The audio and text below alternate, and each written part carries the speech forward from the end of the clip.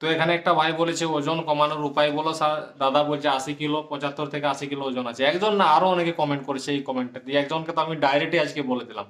দেখো ভাই, মা বাবা বাড়িতে কি বলে যে বাড়িতে খাচ্ছ দাচ্ছ, কাজ করছো না, তার ফল এখন বুঝতে পারছো। আর এইটার একটা সোজা রাস্তা আছে ওজন কমানোর জন্য।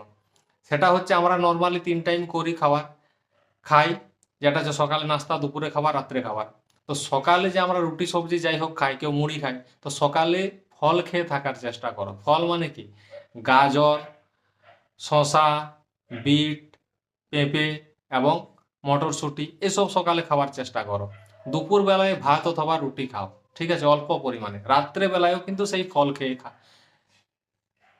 ঘুমিয়ে যাবে। তাহলে কি হবে, তোমার এক টাইম শরীরের মধ্যে খাবার আসছে, হেভি খাবার, শরীরের ওজন কমতে বাধ্য, ঠিক আছে। আর 2 টাইম ফল খাও। আর অনেকে যদি বলে দাদা